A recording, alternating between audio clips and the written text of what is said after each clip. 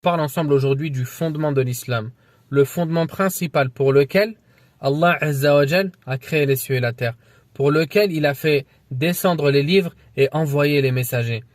Ce fondement n'est autre que At-Tawhid, l'unicité d'Allah Azza wa Jal, la reconnaissance et la croyance ferme en l'unicité d'Allah Azza wa Jal. Cette unicité se divise en trois catégories. La première, l'unicité d'Allah dans sa seigneurie, ce qu'on appelle Ar-Rububiyya. C'est le fait de croire qu'Allah Azza wa Jal est le seul à donner la vie, donner la mort, créer, accorder la subsistance, connaître l'invisible, avoir la capacité absolue en toute chose, le seul à posséder et être le souverain de toute chose, etc. En fait, c'est reconnaître à Allah les actes pour lesquels il est le seul à pouvoir réaliser. La deuxième catégorie d'unicité d'Allah, c'est l'unicité d'Allah Azza wa Jal dans sa divinité.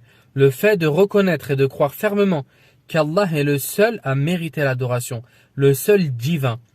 Et c'est pour cela qu'Allah Azza wa Jal a créé les cieux et la terre, et a envoyé les messagers et les prophètes et fait descendre les livres. Et c'est ce type d'unicité que les mécréants de Quraysh à l'époque du prophète sallallahu alayhi wa sallam ont refusé de croire. Car eux, ils pensaient fermement qu'Allah était le seul créateur, le seul pourvoyeur, le seul à donner la vie et la mort. Mais ce qu'ils refusèrent et la chose pour laquelle ils combattirent le prophète sallallahu alayhi wa sallam, c'était ce type d'unicité, le fait de croire qu'Allah est le seul à mériter l'adoration. C'est pour ça qu'ils avaient des statues, des divinités qu'ils adoraient et à qui ils vouaient le culte en dehors d'Allah Azza wa Jal. Allah Ta'ala nous dit « وَمَا خَلَقَتُ الْجِنَّ وَالْإِنسِ إِلَّا لِيَعْبُدُونَ » Et je n'ai certes créé les djinns et les hommes qu'afin qu'ils m'adorent. La troisième catégorie de l'unicité d'Allah Azza wa Jal, c'est l'unicité d'Allah dans ses noms et ses attributs. Le fait de croire qu'Allah est le seul à posséder les noms les plus beaux ainsi que les attributs les plus parfaits.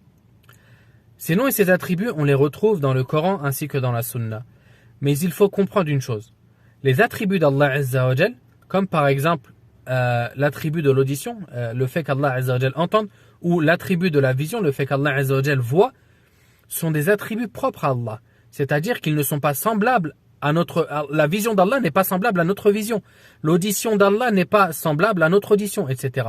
Ils sont propres et ils sont spécifiques à Allah et ils sont en harmonie et en adéquation avec sa grandeur et sa majestuosité. Ainsi, on se doit d'affirmer tous les noms qu'Allah a affirmés pour lui-même et tous les attributs qu'Allah a affirmés pour lui-même ou que son prophète sallallahu alayhi wa sallam a affirmés pour lui. Wallahu ta'ala a'la wa a'lam. Voilà, maintenant tu connais de manière concise qu'est-ce que l'unicité d'Allah et Tawhid. Mais cela ne suffit pas. C'est pourquoi je t'invite à approfondir tes connaissances à propos de ce sujet. Car il est le fondement de notre religion.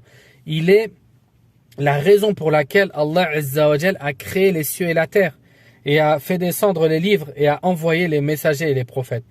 C'est pourquoi tu te dois de connaître l'unicité d'Allah Ta'ala et de l'étudier et d'étudier aussi son contraire qui est le polythéisme. Car en étudiant le polythéisme, tu pourras t'en prémunir incha'Allah.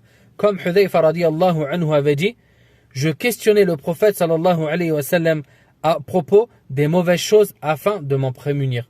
Wallahu ta'ala a'la wa a'lam wa sallallahu ala nabiyyina Muhammad walhamdulillahi rabbil alamin.